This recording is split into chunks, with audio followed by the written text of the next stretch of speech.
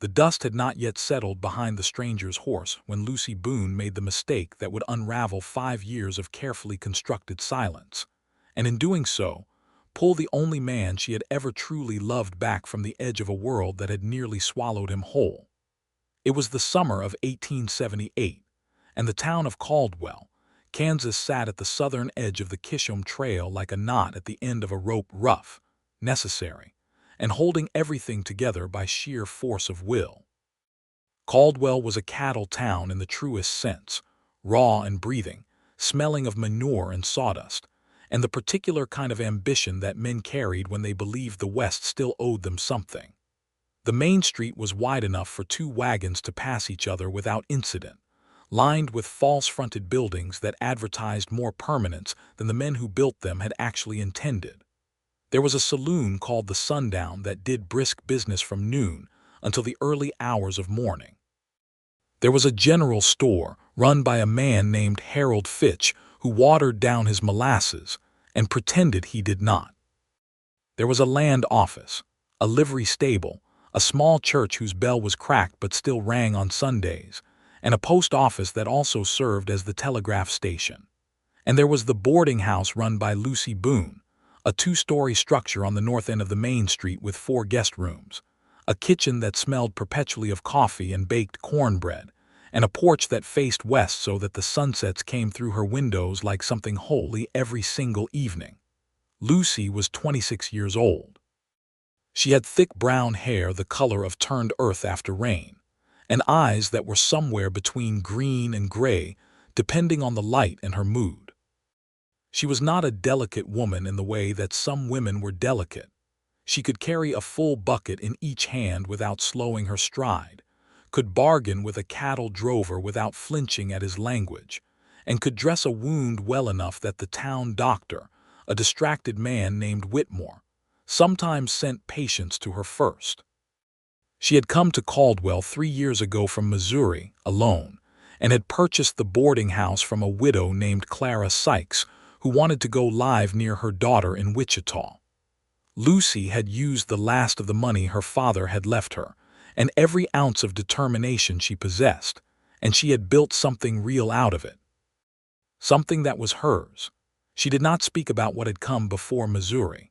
She did not speak about the man she had loved and lost and spent 3 years trying to forget. She told herself that she had mostly succeeded. The morning the drifter rode through town, Lucy was on the porch beating the dust from the parlor rug with a hickory handle, her sleeves rolled to her elbows and her hair pinned loosely at the back of her neck. She had been awake since 5 that morning, had already fed her 3 current boarders, collected the week's payment from 2 of them, and written a letter to the mercantile in Wichita ordering a new set of sheets because the current ones were wearing through at the edges. She was, in every measurable sense, a woman fully occupied with the practical machinery of her life. She heard the horse before she saw it, the slow, unhurried cadence of hooves on packed earth that distinguished a rider with no particular destination from one who was moving with purpose. She looked up out of habit. The man was riding south, moving along the west side of the main street at an easy pace that nonetheless ate distance with quiet efficiency. His horse was a dark roan, deep-chested and sound, the kind of animal that had been well chosen and was being well cared for. The rider sat the saddle the way men who had spent years on horseback sat it, not stiff, not slouched, but settled into it like water finding the shape of its container. He wore a sun-faded canvas coat despite the summer heat, trail-worn boots, and a hat that had once been black and was now the indeterminate color of things that have been through too much weather. His face was turned slightly away from her, angled toward the buildings on the east side of the street as though he was reading the names above the storefronts. He had a beard, several days' growth at least, and his dark hair curled slightly at the collar. Something contracted in Lucy's chest like a fist closing around her heart. She told herself it was nothing. She had seen hundreds of riders come through Caldwell. The Chisholm Trail brought them constantly, drovers and cowboys and gamblers and men running from things and men chasing things and men who were simply and irreducibly in motion. She turned back to the rug. He was almost past her. Almost.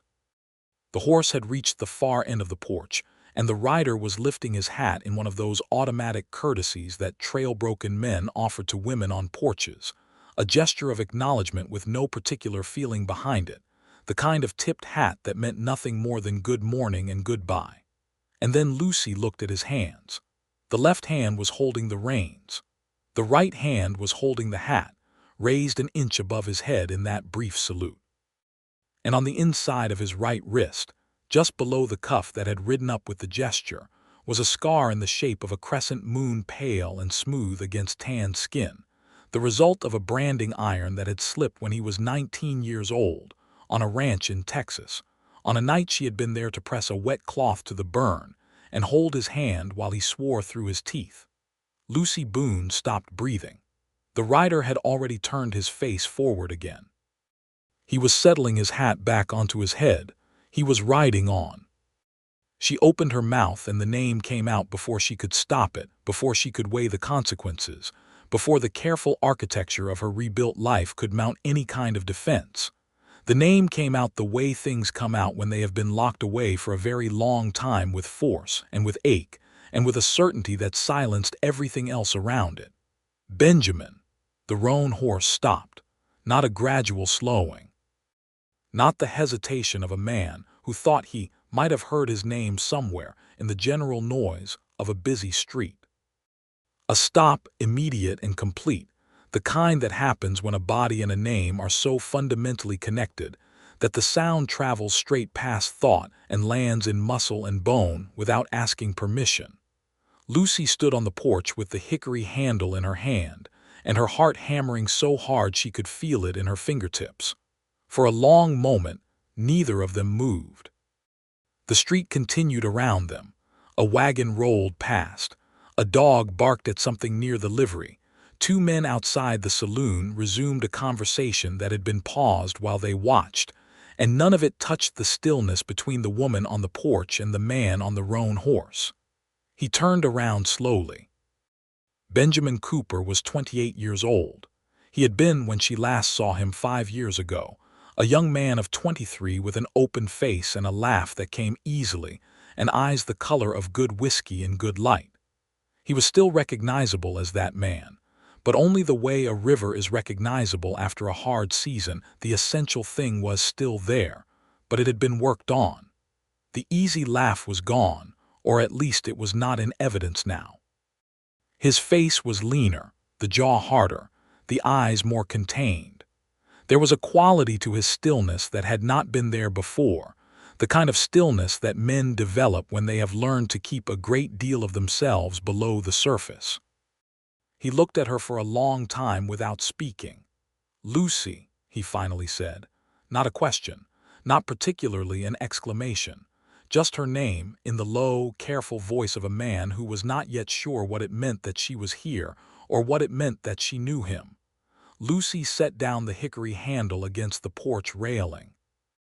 Her hands were not quite steady, and she was aware of that, and she was aware that he could probably see it from where he sat his horse 15 feet away, but she had lost the capacity for the kind of careful performance that might have concealed it. "You could have just kept riding," she said, and her voice was steadier than her hands. "You almost did." "I almost did," he agreed. He had not dismounted. He sat the roan very still, and she could see him working through something behind those contained eyes, deciding something. Then he swung down from the saddle in one smooth motion and looped the reins over the porch railing with the automatic ease of a man who had done that 10,000 times, and he came up the 2 porch steps and stopped in front of her. Up close, the 5 years were more visible. There was a fine scar along his left jaw that had not been there before. His hands were rough in the way that working hands are rough, the knuckles thick, the skin weathered. He was taller than she remembered, or she had simply forgotten the specifics of standing close to him, the particular way the geometry of another person's presence reorganizes the air around you. He looked at her with an expression she could not entirely name, something that combined wariness and recognition, and a kind of careful grief that made her want to look away and also made it impossible to look away. "How long have you been in Caldwell?" he asked. "3 years," Lucy said. "You?" "Passing through," he said. "I wasn't planning to stop." "Where are you going?" A pause, a slight shift of his eyes to the street and back. "South. I have work down near the nation's border." "A cattle operation." She nodded slowly. "A cattle operation near the Indian Territory border. In 1878 that could mean many things, some of them legitimate and some of them considerably less so, and she recognized that she did not know enough about who Benjamin Cooper had become in 5 years to make assumptions about which kind this was. She recognized that she did not know him, not anymore. She recognized that the name she had called out on an impulse was connected to a person who had existed 5 years ago and might bear only a partial resemblance to the man now standing on her porch. She recognized all of that, and it did not change anything about the way her heart was behaving. "Come inside," she said. "I'll make coffee."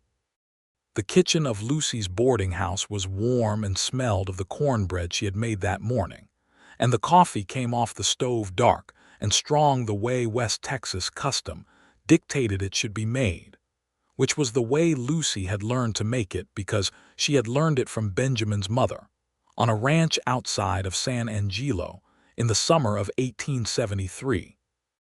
When she had been a girl of 21 working as a hired cook, and he had been a young hand of 23 with sunburned ears, and an irritating habit of stealing cornbread off the cooling rack before it was meant to be touched.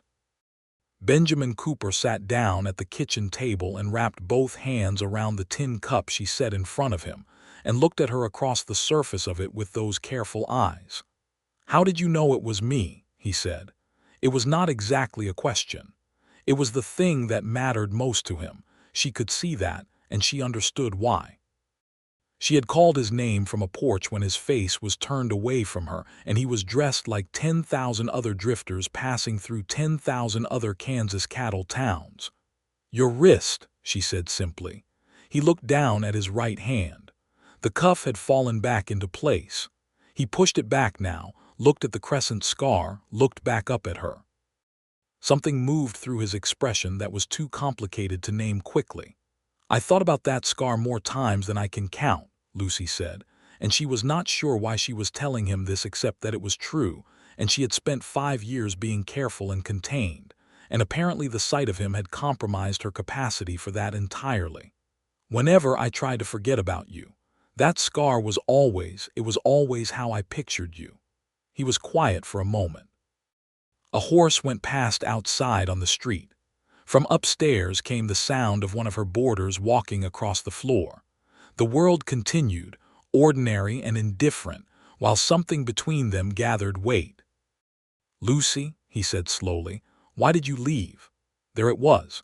She had known it would come, and she had known she was not prepared for it, and apparently 5 years had not been sufficient preparation time, because the question hit her the same way it would have hit her 5 years ago, straight through the center of her, where she kept the things she had not figured out how to say.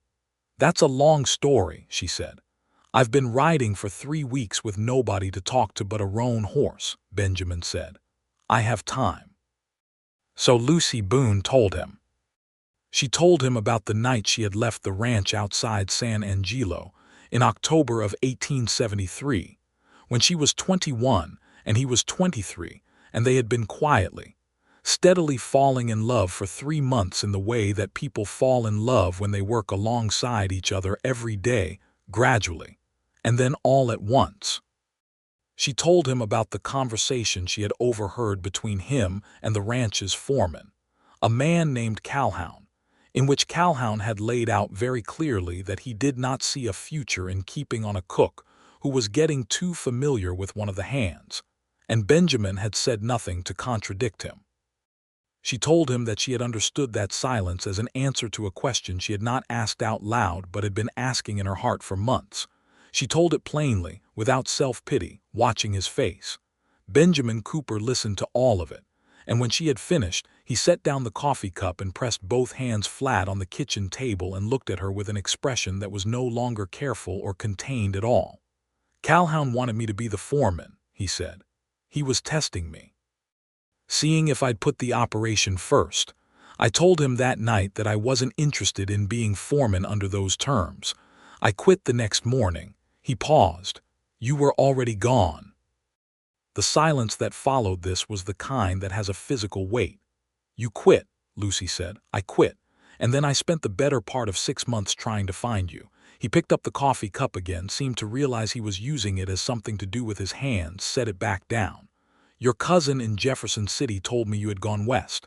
That was all she knew, or all she was willing to tell me. I didn't tell her where I was going, Lucy said. I didn't know where I was going. No, Benjamin said. I figured that eventually. He looked at her steadily. 5 years is a long time, Lucy. I know that. A lot of things change in 5 years. I know that too. Something in his expression softened slightly, and she saw beneath the weathered exterior and the careful stillness a glimpse of the young man who used to steal cornbread from the cooling rack and grin at her without remorse when she caught him. It was enough. It was almost too much. You still make better coffee than anyone I've met in 5 years of riding, he said. It was such a Benjamin Cooper thing to say, the deflection back to something specific and concrete when the emotional terrain became too uncertain, that Lucy laughed before she could help herself. And Benjamin Cooper, across the kitchen table in her boarding house in Caldwell, Kansas, on a July morning in 1878, smiled slowly for the first time since she had seen him. It transformed his face. She looked away before she got completely lost in it. Lucy's boarders that summer were 3 men with varying degrees of permanence. An older cattle drover named Willis Pine, who sent money home to his wife in Abilene every week and read his Bible every morning, and was the most reliably decent man Lucy had ever had as a boarder. A young surveyor named Thomas Aldridge, who worked for the railroad and who had the distracted, perpetually ink-stained quality of a man whose mind was mostly somewhere else. And a man named Harlan Voss, who said he was a land speculator, which in Caldwell in 1878 could mean almost anything, and who Lucy had never quite trusted but who paid on time and had never given her specific cause for complaint. She had a room available, the corner room on the 2nd floor with the window that faced south, and she offered it to Benjamin without examining too carefully why she was doing that rather than simply pointing him toward the Sundown Saloon, which kept a few rooms for exactly this kind of transient custom. Benjamin accepted the room with a courtesy and a quietness that told her he understood there were conditions attached to the offer that had not been articulated, conditions of conduct and discretion, and the maintenance of a certain appropriate distance between a landlady and her boarder, and that he intended to respect those conditions. He paid her for 2 weeks in advance from a worn leather pouch that clinked with coin, and she showed him the room and the arrangements for the wash basin and the necessary house, and she told him supper was at 6 and breakfast at 7, and she did not operate a laundry service, but could direct him to the Chinese laundry on the far end of town, and he nodded to everything with that careful, quiet attention that she remembered being one of the things she had loved most about him. The way he listened as though whatever you said actually mattered. He was, she told herself firmly, a boarder. She was a businesswoman. This was a transaction. She went back to beating the parlor rug. Over the following days, she learned who Benjamin Cooper had become in 5 years, in the way that you learn such things when a person is living in your house, not through confession or extended conversation, but through the accumulation of small observations.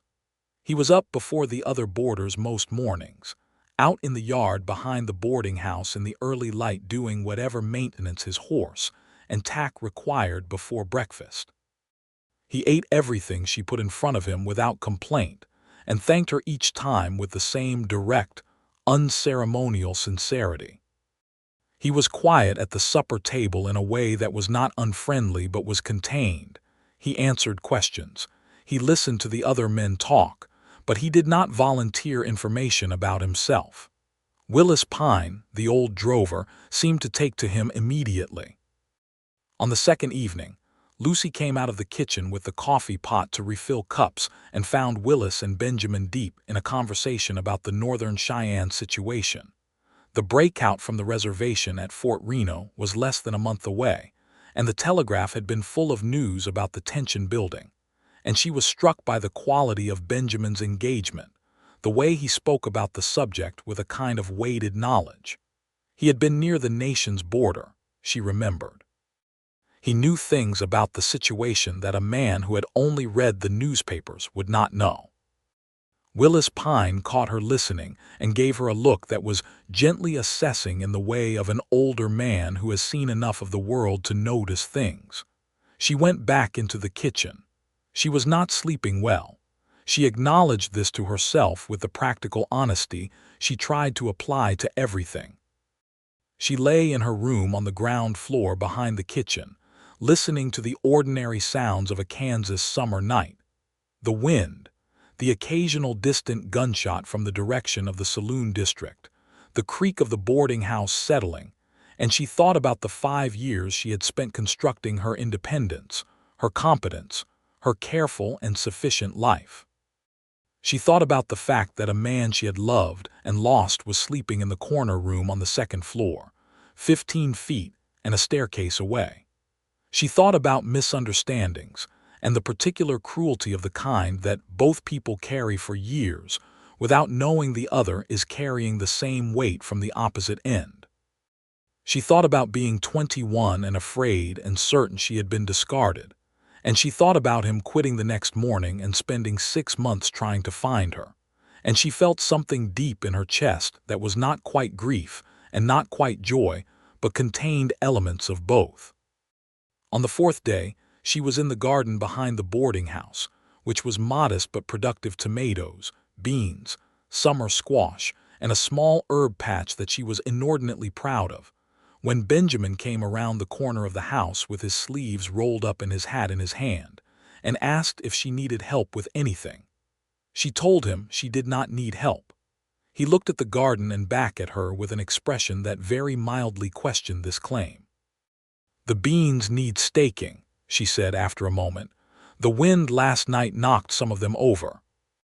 He found the stakes she pointed him toward and worked alongside her in the garden for the better part of an hour, and it was like and unlike working with him 5 years ago in ways that she could not entirely catalog. He was more deliberate now. He worked with the focused efficiency of a man who had learned to not waste motion. But the thing that was like what she remembered was the quality of the companionship, the ease of it, the way the silence between them was not an uncomfortable silence, but a working silence. 2 people occupying the same space toward the same end without needing to fill every moment with words. She was staking the last row of beans when he said, without preamble, "What made you choose Caldwell?" "Distance," she said honestly. "And the Chisholm Trail. I knew there would be constant traffic, constant need for rooms and meals." She pressed a stake into the ground with perhaps more force than was strictly necessary.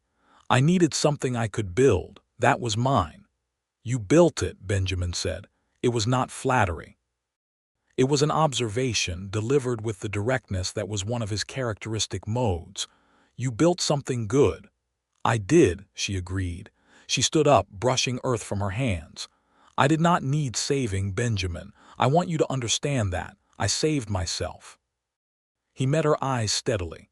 "I know that," he said. "I can see that. I'm not here to save you, Lucy." A pause.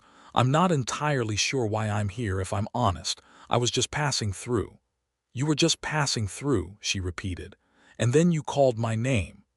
The words landed between them with a weight that neither of them quite seemed to know what to do with. Lucy looked at him, at his sun-dark face and the careful eyes, and the crescent scar on his wrist where his cuff had ridden up again with the garden work, and she thought that the most dangerous thing she had done in 5 years was not coming to Caldwell alone, or buying a boarding house on the last of her money, or building a life in a rough cattle town in the middle of the Kansas plains. The most dangerous thing she had done was call out that name, and she could not bring herself to regret it. 3 days later, the situation with Harlan Voss came to a head. Lucy had been aware for several weeks that something about Voss was not right. He received visitors at odd hours, men she did not recognize, and twice she had caught the sound of voices in his room past midnight. She had told herself he was involved in something gray and looked the other way because his money was good and gray was not the same as dangerous, not necessarily. But on the 7th day of Benjamin's stay, she came downstairs at 11:30 at night because she had forgotten to bank the kitchen fire, and found two men she had never seen before sitting at her kitchen table with Harlan Voss, with a spread of papers between them and a gun laid casually on the edge of the table in a way that was meant to discourage questions. One of the men looked up at her. He had flat, light eyes and a smile that did not reach them. "Evening, ma'am," he said pleasantly. "We were just having a business discussion." "Not in my kitchen at midnight, you are not," Lucy said. Her voice was level. Her heart was beating fast. "We'll be out of your way shortly," the man said, and his tone had shifted very slightly into something that was not threatening exactly but was in the neighborhood of threatening, the way a dog that has not yet decided whether to bite stands in the neighborhood of biting. Lucy looked at Voss, who was not meeting her eyes. "Mr. Voss," she said, "I need these men out of my kitchen. Tonight." "Lucy." Voss finally looked at her, and she saw something uncomfortable in his expression, not malice exactly, but desperation, which could be almost as bad. "These are associates of mine. Will be done shortly, like Mac says." "Now, please," Lucy said. The man named Mac stood up slowly. He was tall, and the standing was deliberate, an unfurling of height designed to remind her of the difference in their sizes. "I don't think you want to push this, ma'am," he said quietly. The kitchen door opened.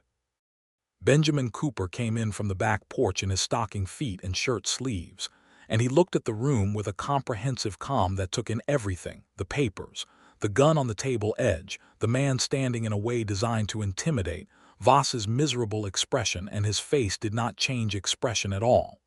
"Everything all right?" he asked Lucy, directly and only to her. "Mr. Voss and his associates were just leaving," Lucy said. Benjamin looked at Mac. Mac looked at Benjamin. There was a long moment in which the geometry of the room reorganized itself according to principles that had nothing to do with physical size and everything to do with something more basic, some quality in Benjamin's stillness, in the directness of his gaze, in the way he stood in the kitchen doorway with complete calm that communicated without a word that he had been in rooms with worse men than this, and had not been moved. Mac picked up the gun from the table edge and holstered it. "We'll finish this another time, Harlan," he said, and the two visitors moved out through the kitchen and out the back door without further incident. Voss sat at the kitchen table looking at the papers in front of him. He looked older than he had an hour ago. "Mr. Voss," Lucy said, "I want you out of this house by tomorrow morning. Your stay is over." Voss nodded slowly. He did not argue. He folded the papers and put them in his coat and went upstairs, and Lucy stood in her kitchen and let out a long, controlled breath. Benjamin was still in the doorway. "Are you all right?" he said. "I am," she said. "Thank you for coming in." "I heard the voices," he said. "I wasn't sleeping." She looked at him. He looked back. The kitchen was very quiet, the fire banked and low, a single lamp burning on the table where Voss and his associates had spread their papers. "What were they?" she asked. "Those men, what were they involved in?" Benjamin was quiet for a moment. "Those papers looked like land deed transfers," he said. "Duplicate transfers, one legitimate, one not." He paused. "It's a common enough scheme down in the nations, taking advantage of the confusion over territory lines. Selling the same parcel of land twice to different buyers." "Fraud," Lucy said flatly. "Yes," Benjamin said simply. "Fraud." She looked at the table where they had been sitting, at the ordinary kitchen table she had eaten thousands of meals at, and felt a particular kind of anger, not the hot, passionate anger of injustice visited upon her personally, but the colder anger of a woman who had worked hard for what she had, and who understood precisely what it meant to have been unknowingly sheltering something dishonest under her roof. "I should have seen it sooner," she said. "You saw it when it mattered," Benjamin said. "I looked away because his money was good." A lot of people look away because money is good. You didn't look away when it came to the point. He said it without judgment. It was simply a statement of what had happened, offered to her as a counterweight to the self-criticism she was engaged in. She recognized the pattern of it, the way he had always done that, offered the specific truth as an alternative to the general verdict she was inclined to pass on herself. Harlan Voss was gone before sunrise. Lucy found his key on the kitchen table and his room empty except for the smell of bay rum and the memory of an uncomfortable few weeks. She stripped the bed and opened the window and let the summer air move through the room, and she felt better for it. She told the sheriff, a man named Aldous Creed, what had happened the following morning. Creed was a competent man with a heavy mustache and a tendency to underestimate women who came into his office with information. But he listened to Lucy's account and wrote down what she told him, and said he would look into Voss and the man named Mac. She did not know if he would, but she had done her part, and she went back to the boarding house and baked bread, and felt the slightly hollow satisfaction of having handled something correctly. Benjamin was on the porch when she came back, sitting on the top step with his elbows on his knees and his coffee cup, watching the street. She sat down beside him, not close but close enough, and looked at the morning traffic moving along the main street of Caldwell, Kansas, the wagons and the riders and the two women from the church making their way to the dry goods store, and the blue sky overhead with its handful of high summer clouds. "You have cattle work south of here," she said. "I do," he said. "When do you need to be there?" He turned the coffee cup slowly in his hands. "I said I'd be there by the end of August. It's the middle of July, 6 weeks. She did not do any arithmetic with this, she just let it sit there. "Benjamin," she said. "Yes. What happened to you in 5 years? Where did you go?" He was quiet for a long moment, looking at the street. Then he told her. He had ridden south after leaving the San Angelo ranch, had gone into Mexico for a while, had come back and worked cattle in the Panhandle for 2 years. He had been through the worst of the Red River War period, had seen things along the southern plains that had left marks on him in ways he described with characteristic economy. Just the facts, just enough to convey the weight of them. He had come north 2 years ago, worked a season near Dodge City, another season near Abilene. He had been saving money with a purpose, he said, though he had not yet said what the purpose was. "And you've been alone," she said. "Mostly," he said, a pause. "There was a woman in Abilene for a while, a widow. She was a good woman." He said it straightforwardly, without embarrassment meeting her eyes when he said it. "It didn't last. I think we both knew fairly early on that we were settling for proximity rather than feeling." Lucy absorbed this. "Did she know that too?" "She was the one who said it first," Benjamin said. "She was a perceptive woman." He looked back at the street. "I thought about you a great deal in Abilene, if that matters." "It matters," Lucy said quietly. He nodded once as though that settled something. They sat on the porch steps and drank their coffee while Caldwell went about its morning business around them, and Lucy Boone thought that the particular quality of the silence between herself and Benjamin Cooper was unlike any silence she had experienced in 5 years of practical, sufficient, carefully constructed solitude. It was not the absence of something. It was the presence of something. It was the thing she had been missing without fully naming it. Not just company, not just another person nearby, but this specific and irreducible person, whose history was woven through her own in ways that the last 5 years had not been able to pull apart. In the second week of his stay, Benjamin began helping her with things around the boarding house without being asked. Not in an overbearing way, not in a way that suggested she was incapable, but in the easy, unprompted way that a person helps when they are genuinely inhabiting a space rather than just occupying it. He fixed the gate latch that had been sticking since spring, repaired a section of the back fence where a post had rotted through, rehung the cellar door that had been warped by winter moisture and never quite closed properly since. He did these things in the mornings before the heat of the day, and Lucy brought him coffee, and they worked near each other in a comfortable, charged proximity that neither of them directly addressed. Willis Pine watched all of this with the particular contentment of an older man, observing the natural order of things arranging itself correctly. He said nothing about it directly, which Lucy appreciated. But once, coming across Benjamin rehanging the cellar door, Willis had said to Lucy in a voice just low enough that only she could hear, "That is a good man, Mrs. Boone. A man who fixes things without being asked is a man who intends to stay." Then he had gone upstairs to read his Bible, and Lucy had stood in the kitchen holding a dish towel and trying to decide what to do with that. On the 15th day of his stay, Lucy and Benjamin went riding together. It was Thomas Aldridge, the surveyor's suggestion, inadvertently. He had mentioned at breakfast that the land north of town was beautiful in the early morning, the prairie grass catching the light in a particular way, and he had looked at Benjamin and Lucy with the innocent obliviousness of a man whose mind was usually preoccupied with topographical gradients and said, "You two ought to go out and have a look one morning." Then he had gone back to his eggs. Lucy had looked at Benjamin across the breakfast table. Benjamin had looked back. And that afternoon she had said casually that she was thinking of taking her mare out the following morning and would he care to come along, and he had said yes with the same studied casualness, and the following dawn they had ridden north out of Caldwell together into the wide Kansas morning. The prairie in summer at first light was, Lucy had always thought, one of the finest things the world had to offer. The grass moved in long waves under the early wind, blue-green and silver and gold depending on which way the light caught it, stretching north toward the curve of the earth without interruption. The sky was enormous, that particular shade of early morning blue that is different from any other blue, and the air was cool and smelled of grass and distance.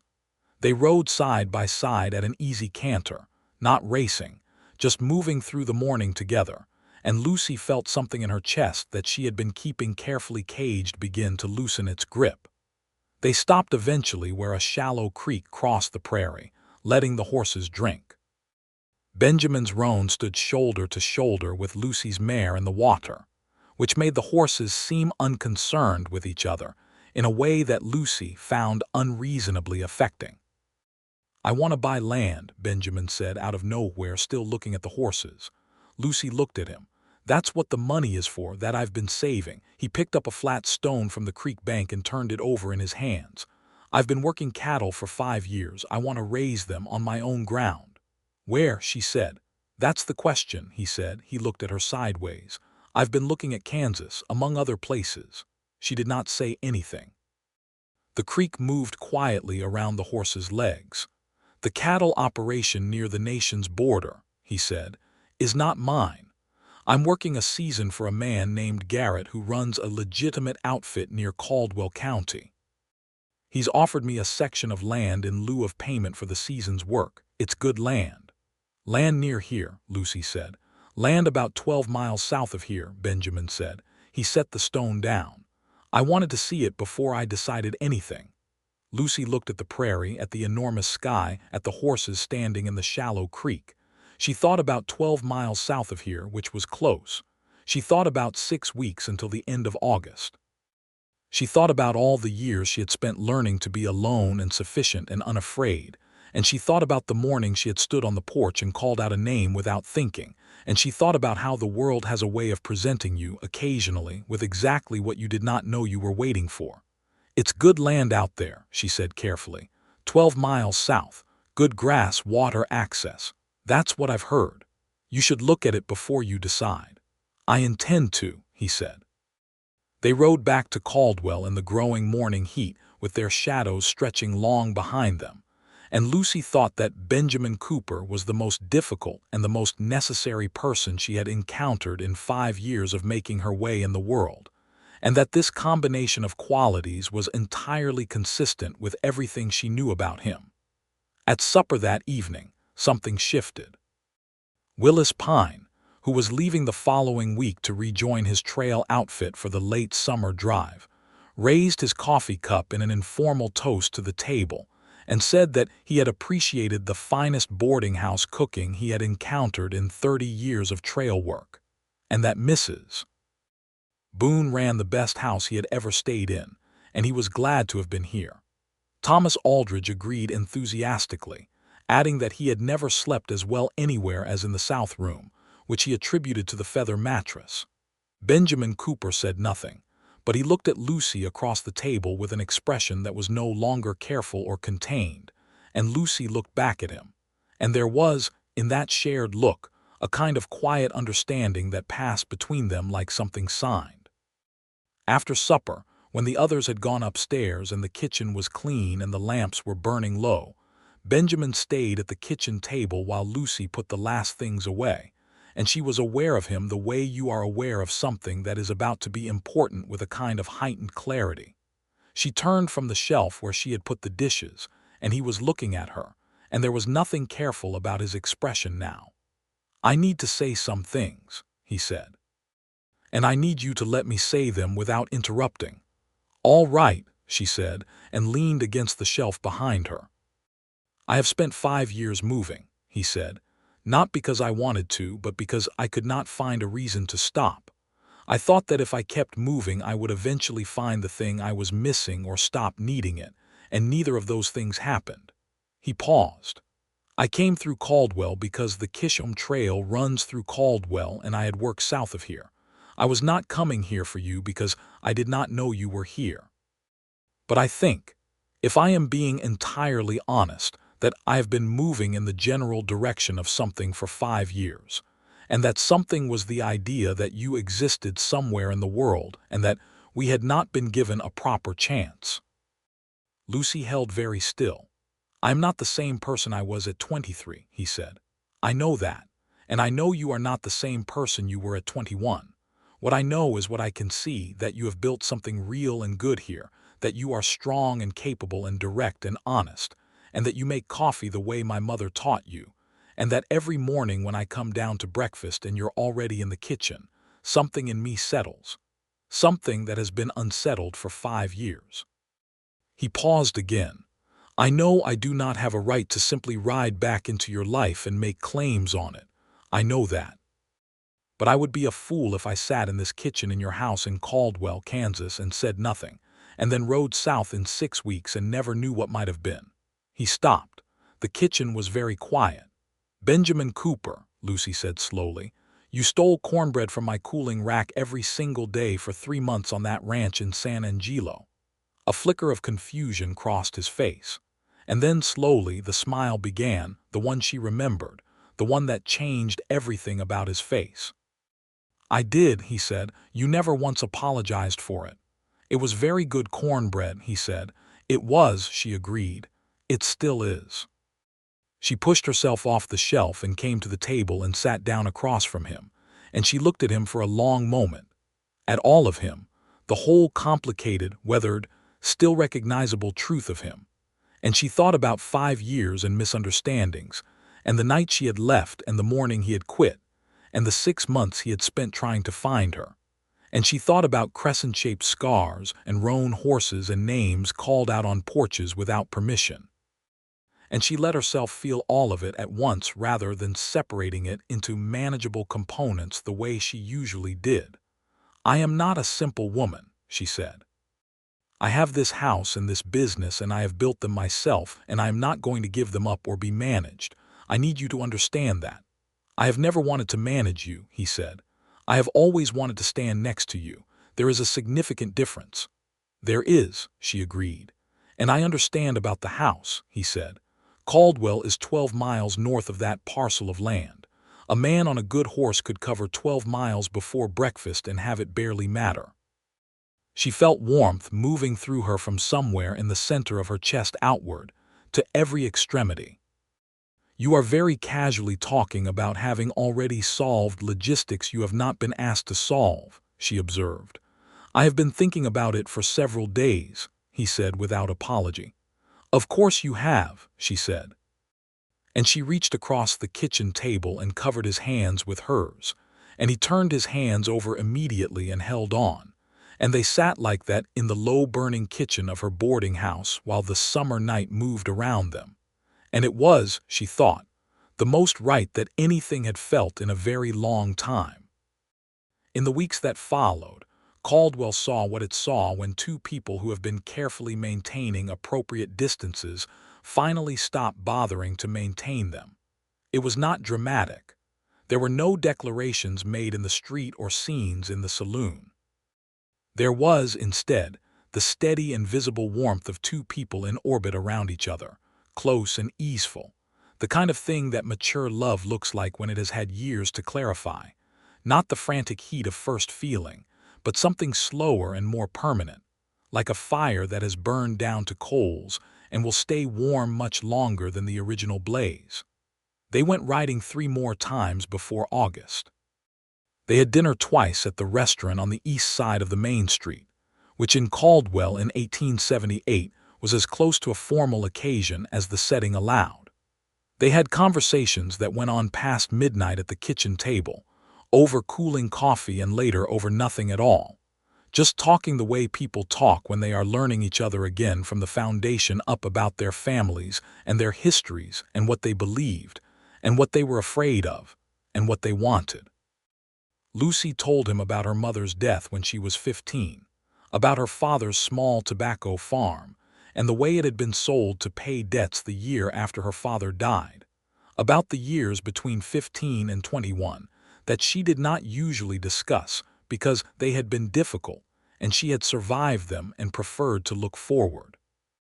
Benjamin told her about the Red River War and what he had seen, about the Comanche and Kiowa people displaced from the land they had held for generations, about the injustice of it as he understood it, which was clearly, and without the comfortable distances that many white men in Kansas in 1878 put between themselves and the consequences of the policies they benefited from. He told her about a Kiowa family he had known near Fort Sill, whose eldest son had died in the relocation, and the way the grief of it had settled in him and changed something about how he looked at the land he was trying to claim for himself. Lucy listened to all of this without offering the comfortable reassurances that would have been easier to give. She recognized, in what he was describing, the same thing she felt when she thought about the women she had known in Missouri, whose lives had been defined entirely by what the men around them needed them to be. And she thought that whatever was wrong with the world was a problem of people refusing to see each other's full humanity, whether the people in question were women or Kiowa families or anyone else. The prevailing structures found it convenient to treat as less than full. "The land I'm taking from Garrett," Benjamin said one evening, "was not taken from anyone recently. It's been in his family for 15 years, but 15 years doesn't go back very far." "No," Lucy agreed, "it doesn't. I intend to be a good steward of it," he said, "the best I know how to be." "I know you will," she said. She meant it. On a warm August evening 2 weeks before he was due to go south, Benjamin took Lucy to see the land. They rode out at dawn and arrived at the parcel as the morning was still young, and Lucy stood in the stirrups and looked at it. The rolling grass, the line of cottonwoods along a creek to the east, the long, gentle rise to the north that would make a good position for a house to catch both the summer breeze and the winter sun. She felt the particular feeling that comes over people in certain landscapes, the sense that a piece of ground is speaking to something in your blood. "It's beautiful," she said simply. Benjamin, sitting his roan beside her, looked at the land with an expression she recognized now as his private face, the one that came out when he thought he might not be seen, open and somewhat wondering, the face of a man who had been moving too long and was looking at the possibility of stillness. "It is," he said. "Where would you put the house?" she asked. He pointed to the north rise without hesitation. He had clearly been thinking about it. "That's exactly right," Lucy said. "That's the perfect position." He looked at her sideways. "I'm glad you think so," he said. His tone was light, but his eyes were not. "Benjamin," she said carefully. "Lucy," he said, "I am not going to sell the boarding house. I know that, but 12 miles is not so far as you said." "It is not," he said. A house on that rise would need a garden, she said. The soil looks good. The water access from that creek could be extended. It could be, he said. I know how to put in a kitchen garden, she said. I am quite good at it. You are, he said, the best garden in Caldwell by common report. I would want to be consulted, she said, on the kitchen garden, when the time comes. He turned to look at her fully, and the expression on his face was something she had not quite seen before on him, a concentrated, wholly unguarded happiness that made him look briefly exactly like the 23-year-old who had stolen cornbread from her cooling rack with such cheerful impunity. You will be fully consulted, he said, on everything. Then I think, Lucy said, that we are in agreement about most of the important things. I think we are, Benjamin said. He reached across the space between their horses and held out his hand, and she looked at it, at the crescent scar on the wrist, visible now as always when his cuff rode up, the pale mark that had been her proof and her compass through 5 years of separation. And she put her hand in his, and they sat on the Kansas prairie on a warm August morning with the grass moving around them, and the future arranged in front of them like a landscape, finally coming clear after a long time in the fog. He went south at the end of August as planned, because Benjamin Cooper was a man who kept his word, and Garrett's operation needed him for the fall gather. But before he rode out, he and Lucy had a conversation at the kitchen table that was direct and practical and emotional all at once, in the way that conversations between two people who are committing to something real tend to be. They talked about time and distance, and what the next months would look like, and what they each needed. Lucy said that she needed the boarding house to remain her enterprise and her pride. Benjamin said that he would never in his life want to change that. She said she was not interested in a long, vague understanding with no particular shape to it. He said he was not interested in that either, and pulled a ring from his vest pocket that he had purchased the previous day from a silversmith in Caldwell, who worked out of a shop next to the land office. A simple silver band with a small inlaid piece of turquoise, and set it on the table between them, and looked at her with those eyes that were no longer careful or contained at all. I am asking you to marry me, he said. Not to give up anything you have built, not to change who you are. I am asking you to let me be beside you and to be beside me. That is what I am asking. Lucy looked at the ring on the table. It was not an elaborate ring. It was a ring made by a man in a small shop in Caldwell, Kansas in August of 1878, and it was exactly right. When you come back from the South, she said, in the spring. In the spring, he agreed. Yes, she said. My answer is yes. He put the ring on her finger and held her hand for a long moment, and then he kissed her for the first time, not tentative and not desperate, but steady and deliberate and warm, the way Benjamin Cooper did most things, with complete attention and no reservation. And Lucy Boone put her free hand against his jaw and kissed him back, and thought that 5 years was a long time to wait for something, but that there are some things worth the wait. He rode south the next morning on the roan horse. Lucy stood on the porch and watched him go, and he tipped his hat to her when he turned at the end of the street, and she raised her hand in return, and it was different this time.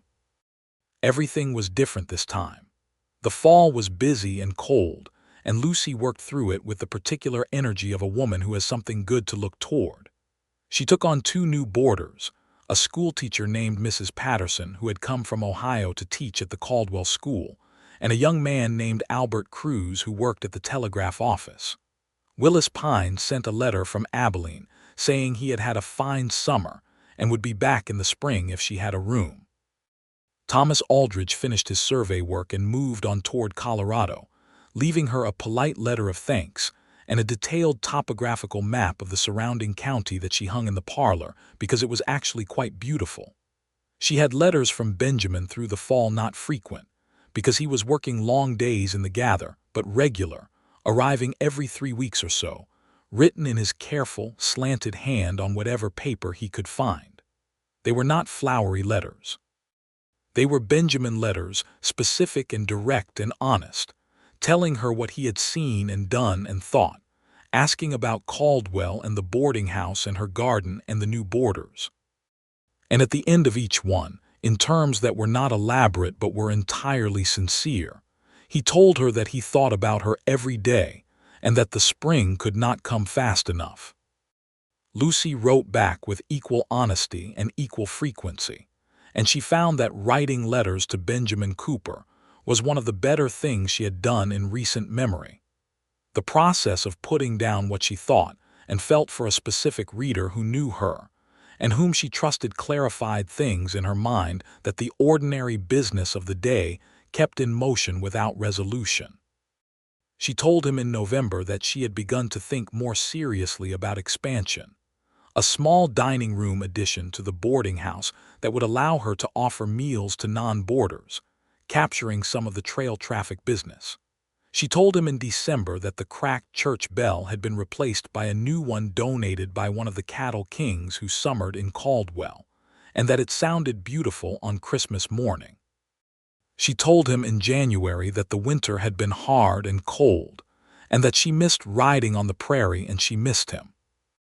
He wrote back from that letter with more warmth than usual, telling her that the winter near the nation's border was cold and dry, and that he was spending his evenings reading by firelight in Garrett's bunkhouse and thinking about the house on the North Rise and how it would look in the spring when the grass came up, and that he had begun to sketch out plans for it on the backs of envelopes. He included one of the sketches in the letter. Lucy sat at her kitchen table with the sketch in front of her and studied it. A simple, solid structure, 2 stories, with a broad porch facing west and a kitchen addition on the east side that would allow for an expanded pantry, and on the south wall of the kitchen he had indicated, in small neat letters, "Garden door." She kept that sketch in the pocket of her everyday dress for the rest of the winter. He came back to Caldwell in the first week of March 1879, when the grass was just beginning to show green at the edges of the brown winter prairie, and the sky had the particular thin blue of early spring. Lucy was in the kitchen making bread when she heard the roan horse stop in front of the boarding house, and she went to the window and looked out, and there he was. She did not make him wait on the porch. She went to the front door and opened it before he had finished looping the reins, and he came up the porch steps, and she was in his arms before either of them said a word, and he held her with the solid, complete steadiness of a man who has been away for 6 months and is home. "You're back," she said, somewhat superfluously. "I'm back," he confirmed into her hair. The town of Caldwell found out about the engagement approximately 40 minutes later, when Lucy and Benjamin walked down the main street together to the land office where Benjamin needed to finalize the deed transfer for the parcel south of town, and the turquoise ring on Lucy's left hand was fully visible to anyone paying attention, which in Caldwell in March meant everyone. The spring of 1879 was, by general agreement of the people who lived through it, one of the finest on the Kansas plains in memory. The rains came at the right intervals, and the grass came up thick and tall, and the first cattle drives on the Chisholm Trail arrived in late April with the energy of a season beginning fresh. Benjamin worked hard on the parcel south of town. Garrett's deed transfer had gone through smoothly, and Benjamin Cooper was now a landholder in Caldwell County, Kansas, which he received with the same quiet, direct acceptance with which he received most things. He began the foundation work on the house in April with help from a local builder named Cole Rawlings, who had come to Kansas from Indiana and understood what people needed in a house on the plains: walls that could hold against the wind, a root cellar that would keep, and windows positioned to make the most of the light. Lucy came out to the land on Saturdays to help plan the garden and to see the progress on the house, and sometimes they simply sat on the North Rise in the evening as the sun went down over the prairie and watched the light change on the grass, which changed from gold to orange to a deep warm red before the dark came. And it was on one of these evenings in late April that Benjamin said, "I think we should get married in June, before the summer heat." "June is fine," Lucy said. "At the church," he said. "Willis Pine said he would come back for it. I wrote to him." Lucy turned to look at him. "You wrote to Willis Pine?" He said to let him know, Benjamin said simply. She laughed, and the laugh went out over the evening prairie, and the grass received it without comment. June, she said, at the church, with Willis Pine in attendance. And your Mrs. Patterson, Benjamin said. She seems like a woman who would appreciate being included. She would actually, Lucy said. Then we'll invite her too. They were married on the second Saturday of June, 1879, in the Caldwell church, with the new bell that rang clear and full on the morning of the ceremony. It was a modest wedding by the standards of some, but by the standards of the world they actually lived in it was exactly right. The church was full of the people who had actually been part of their lives in Caldwell, the people who had eaten at Lucy's table and slept in her rooms and known Benjamin from his work on the land south of town, where he had become, in the month since March, a recognized and respected presence. The church smelled of the wildflowers that Mrs. Patterson had spent the previous morning gathering and arranging with the earnest thoroughness of a woman from Ohio, who had adopted the Kansas plains with her whole heart. Willis Pine stood near the front in his good coat, looking more content than any man had a right to look at a wedding that was not his own. Albert Cruz from the telegraph office was there. Cole Rawlings the builder was there with his wife and 2 small children. Several of the cattlemen who regularly used Lucy's boarding house were there, standing with their hats in their hands and their best boots on. The Methodist minister, a young man named Carver who had arrived in Caldwell the previous fall, and had the slightly overwhelmed look of someone still adjusting to the specific nature of a Kansas cattle town, performed the ceremony with genuine feeling and only one mispronunciation. Lucy wore a dress she had made from blue-gray fabric she had ordered from Wichita, not a wedding dress in the elaborate sense, but a dress made with care and with attention, and it was the color of the early morning sky on the prairie. And when Benjamin saw her come down the aisle of that little church with the cracked bell-replaced new bell still resonating in the June air above them, his expression was the most unguarded she had ever seen it. He looked at her the way a man looks at something that has been beyond his reach for a long time and is now, finally, close enough to touch. He held her hand through the whole ceremony. His thumb traced small circles against her fingers, and she was not sure he was aware he was doing it. When it was done, and the minister had said what needed to be said, and they were husband and wife in the eyes of whatever law and God and the assembled citizens of Caldwell, Kansas could offer, Benjamin Cooper lifted her hand with the turquoise ring and the new plain gold band beside it and pressed his lips to her knuckles. And the church made the particular sound that people make when they are moved, but do not want to be demonstrative about it, a collective intake of breath and release. Willis Pine told Lucy afterward that it was the best wedding he had attended in 33 years of going to weddings, and she believed him. The house on the North Rise was completed in September of that year, in time for the first cold weather. It was everything the sketch on the back of envelopes had promised, solid and proportioned and bright, with the western porch that caught the sunsets and the kitchen with the garden door and the root cellar that would keep through the worst winters. Lucy's kitchen garden was in. She had started it in June, and it had gone in beautifully, the soil being even better than she had estimated, and she had already put up enough preserves to fill half the root cellar before the first frost came. She did not give up the boarding house. She had known she would not, and Benjamin had known she would not, and the arrangement they had settled on was the one that had always made the most sense. She managed the boarding house in town. He worked the cattle operation on their land, and the 12 miles between was simply the distance they traveled to be together, which they did most evenings unless weather or circumstance made it impractical. It was not a conventional arrangement by any measure, but it was their arrangement, freely chosen by both of them, and it worked with the same practical elegance that Benjamin brought to everything he built. Lucy hired a woman named Dora Falk to help with the boarding house work 3 days a week. Dora was a widow of 30 with 2 young daughters who needed reliable income, and was one of the most competent people Lucy had encountered in Caldwell, and the arrangement suited them both. With Dora's help, Lucy found she could manage the boarding house with greater ease and had more time for the land, for Benjamin, and for the plans she was developing for the dining room expansion. The expansion happened in the spring of 1880.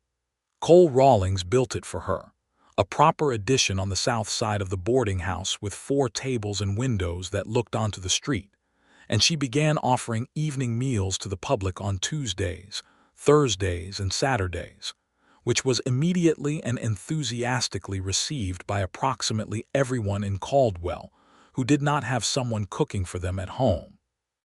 The Sundown Saloon's owner, a man named Burke, initially viewed this as competition, but shortly came to understand that Lucy's dining room was serving a different clientele and made a pragmatic peace with the situation. In the winter of 1880, Lucy discovered she was pregnant. She told Benjamin on a Tuesday evening in November, sitting at the kitchen table of the farmhouse with the first real winter storm sounding against the windows and the fire burning warm and steady in the stove. She told him directly, without ceremony, because that was how she did things, and she watched his face as he received the information. He was quiet for a moment.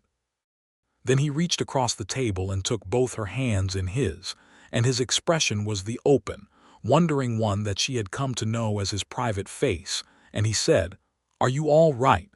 "I am very well," she said. "Good," he said, and she could hear in the single word the entire interior of what he was feeling, the vastness of it, held in careful check, because he wanted to be sure she was all right before he let himself be fully happy about it. "You can be happy," she told him.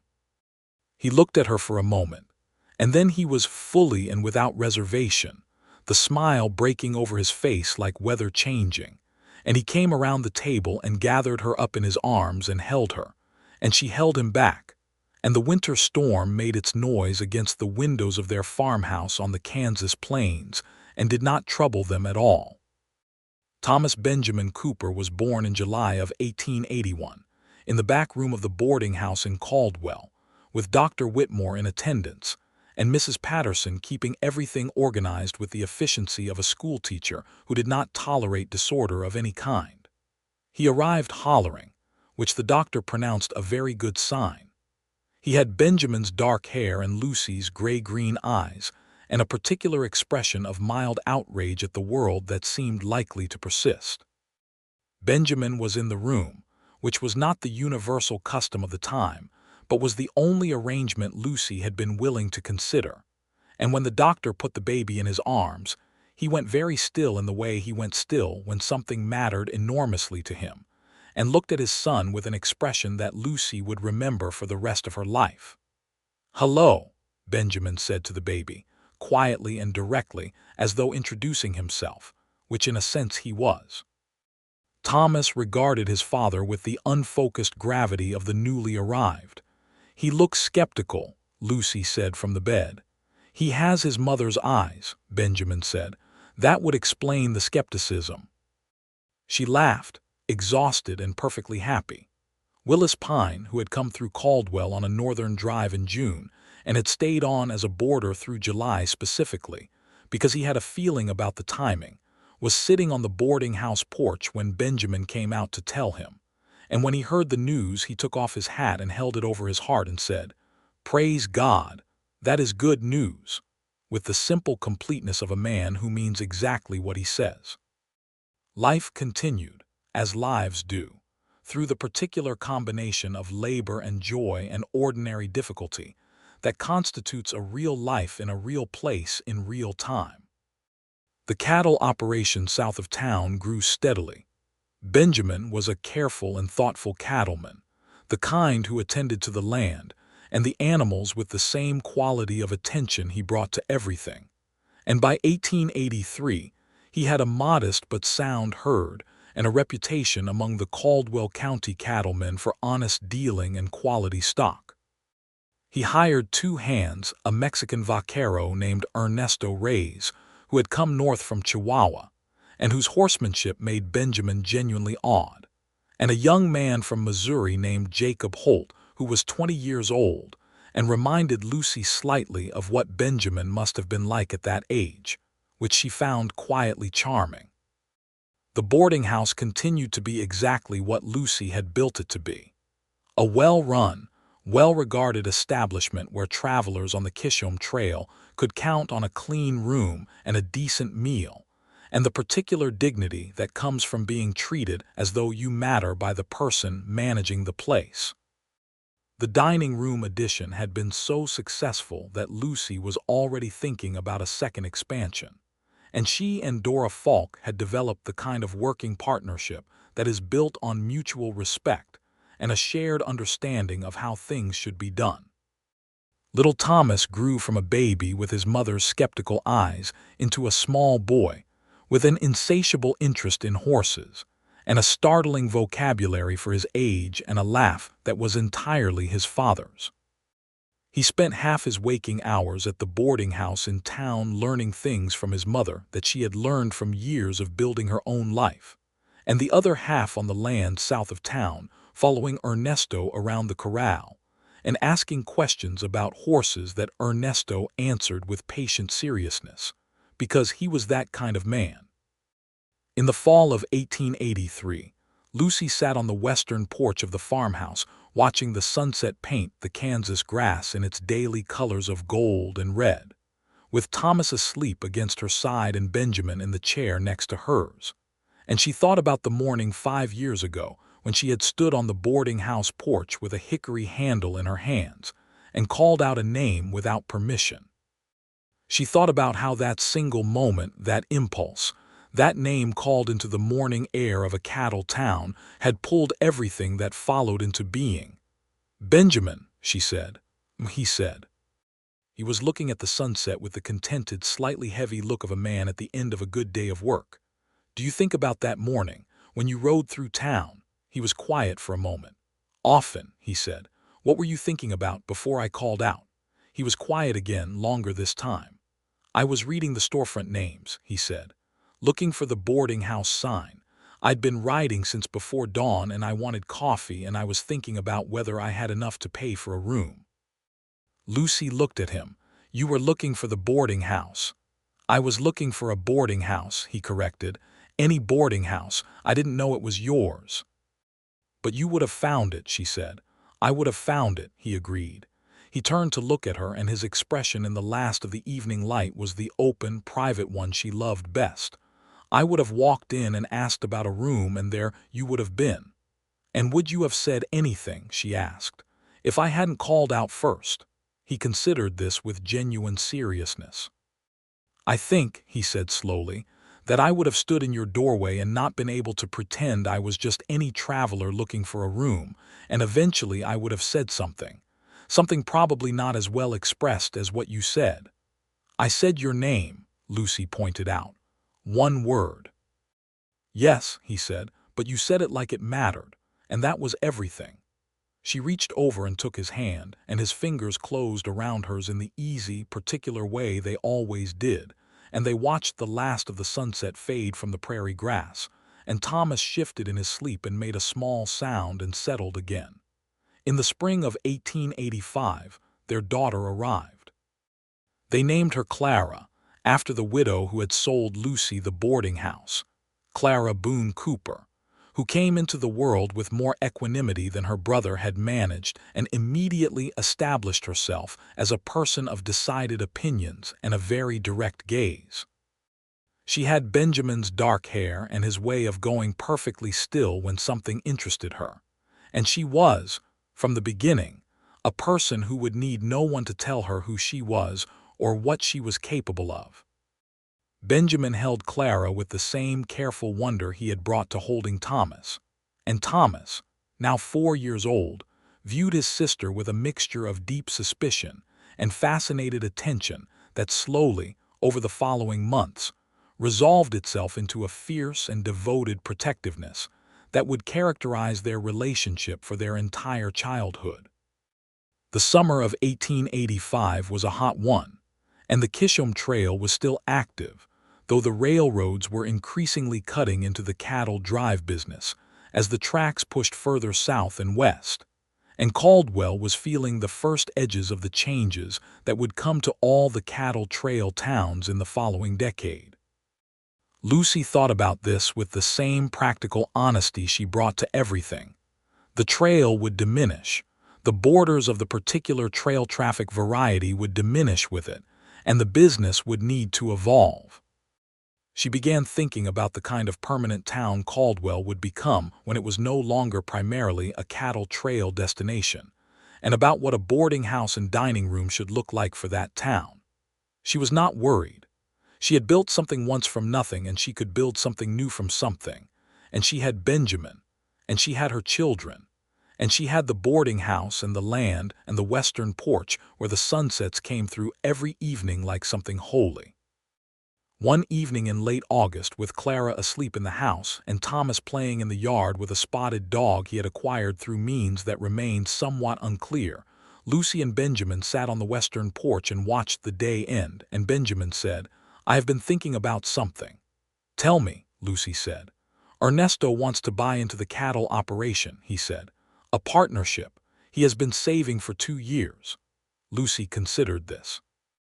Ernesto Reyes was the finest horseman and one of the most honest men she had encountered in Caldwell County. "What do you think?" she said. "I think it is a good idea," Benjamin said. "I think he is exactly the partner I would choose." "Then you should do it," she said simply. "We should do it," he corrected. "It's our land." She looked at him. He looked back with complete calm, and she understood what he was saying, not that he was asking permission, but that he was including her, that the land and the operation were as much hers as his, because that was how he had always thought of it from the beginning, and she felt something warm and solid in her chest that was gratitude for this specific, uncomplicated fact. "We should do it," she agreed. The partnership papers were drawn up in the fall, and Ernesto Reyes became a full partner in the cattle operation south of Caldwell, which he received with a dignity and a pleasure that he kept mostly contained, but that expressed itself in the quality of his work in the following years, which was even finer than it had been before. The years continued to move, as years do, each one containing its particular combination of difficulty and satisfaction, of work and rest, of the small and large events that make up a real life. The Chisholm Trail drove its last major herds through Caldwell in the late 1880s as the railroads made the long drives obsolete, and Caldwell transformed from a cattle trail town into a farming and ranching community, quieter and more settled, with schools and churches, and the kinds of institutions that appear when people decide they are staying. The boarding house evolved with it, less trail traffic, more permanent residents, and the dining room became the social center that Lucy had always sensed it could be. Thomas Cooper grew up tall and capable, with his father's hands and his mother's directness, and at 19 he was already working the cattle operation with Ernesto with a skill and a dedication that made both his parents quietly proud. Clara Cooper grew up with her father's still attention and her mother's absolute refusal to be managed by anything. And at 15, she was already teaching herself to read topographical maps from Thomas Aldrich's old survey hanging in the boarding house parlor, and asking questions about land surveying that no one in Caldwell could entirely answer. On the evening of Benjamin and Lucy's 10th anniversary, in June of 1889, they sat on the western porch of the farmhouse as they had sat on so many evenings, and the children were inside arguing cheerfully about something, and the cattle were quiet on the summer grass below the north rise, and the sunset was doing what the Kansas sunset always did, arriving like something holy, painting the grass in gold and red and the deep warm colors of fire, taking its time and asking nothing. 10 years, Lucy said. 10 years, Benjamin agreed. She looked at the turquoise ring on her finger beside the plain gold band and thought about a man tipping his hat on a summer morning in 1878 and almost riding past, and a name called out without permission, and the way 5 years of separation and one moment of impulse had resolved into this house, this man, these children, this land, this life. "Are you happy?" Benjamin asked. She looked at him. The question was direct and sincere, asked without performance, in the way he asked everything that mattered to him. "I have been happy," she said, every single day since you came back." He took her hand. His thumb traced the familiar small circles against her fingers. "I have been happy," he said, "every day since you called my name." The sun finished setting over the Kansas plains, and the grass went dark and the first stars came out above the farmhouse on the north rise. And inside the house, Thomas and Clara were still arguing, and the cattle were settled for the night, and the boarding house in town was lit and warm and full of the sounds of the ordinary human life that Lucy Boone had built from nothing with her own hands. And the man beside her was the man she had loved before she knew she was capable of loving someone that completely. And he was here, and she was here, and the night was full and warm and entirely at peace. There were more years after that, years of watching their children grow into people who surprised and delighted them. Years of the cattle operation becoming something genuinely substantial with Ernesto's partnership and Thomas's growing involvement. Years of the boarding house and dining room becoming fixtures of Caldwell's civic life. Years of evenings on the western porch and Saturday rides across the prairie and letters to Willis Pine in Abilene, who had retired from trail driving and was living peacefully near his wife, and whose letters arrived cheerfully every few months. There were hard years, too. A bad drought in the early 1890s that tested the cattle operation and required all of Lucy's accounting skills and Benjamin's careful management to navigate without losing the land they had built on. A fever that came through Caldwell in the winter of 1891 and took two of Lucy's longtime boarders and left her shaken in the particular way that loss touches people who have built their lives around caring for others. There were years that tested them individually and years that tested them together, and through all of it, the fundamental thing held, the thing that had always been between them, that had survived 5 years of separation and a misunderstanding that might have been permanent, and that had been reclaimed by a single unguarded moment on a summer morning in Kansas. Thomas Cooper married in 1898, a young woman named Nell Hargrove who had come to Caldwell from Iowa with her family and who was, Lucy privately thought, exactly the right person for her son, steady and warm and possessed of a humor that balanced Thomas's occasional gravity. Clara Cooper did not marry young, which surprised no one who knew her. She was, at 20, the most capable land surveyor's assistant in Caldwell County and had plans that extended well beyond anything the county's current population could have predicted. She would come back to it eventually, on her own terms, and both her parents understood this without needing to say it. On a morning in the summer of 1899, 21 years after the morning that had changed everything, Lucy Boone Cooper stood on the western porch of the farmhouse on the north rise and watched the sun come up over the Kansas prairie. She was 47 years old. She had gray at her temples and laugh lines at the corners of her eyes, and the particular bearing of a woman who has worked hard and built something real and knows the full value of what she has. She held a cup of coffee in both hands and watched the grass come gold in the early light. Benjamin came out of the house behind her with his own cup and stood beside her on the porch, and he was 50 years old now, the dark hair substantially silver, the face more lined, but still recognizably himself, still that particular quality of stillness and directness, still the man who had sat a roan horse on a summer morning on the main street of Caldwell and heard his name called by a woman on a boarding house porch and turned around. He stood beside her and looked at the prairie. "Good morning," he said. "Good morning," she said. He put his arm around her shoulders and she leaned into him, and the morning light came up over the grass and touched the farmhouse and the cattle below the rise and the line of cottonwoods along the eastern creek. And Caldwell, 12 miles north, was already beginning its day. And in the boarding house that was still hers after 20 years, Dora Falk was putting on the breakfast coffee and setting the tables in the dining room. And somewhere south of them, Ernesto Reyes was already in the corral with the horses. And Thomas and Nell were in their own house on the south end of the property, putting a child to sleep after an early feeding, a boy of 6 months, Benjamin and Lucy's first grandchild, who had arrived in the winter with a healthy outrage at the world in his grandmother's gray-green eyes. They had named him Henry. Life was full and warm and entirely present, and the morning was exactly as beautiful as mornings on the Kansas prairie are when you have learned how to look at them. "You know," Lucy said, after a long and comfortable silence, "I almost didn't say it." Benjamin looked down at her. "The name. The name," she said. "I had my hand on the hickory handle and I looked at your wrist and I almost told myself it wasn't you, that I was seeing what I wanted to see, that I should let you ride on." He was quiet for a moment. "But you didn't." "But I didn't," she said. "Why?" he asked. It was a genuine question, asked with the full attention he brought to everything that mattered.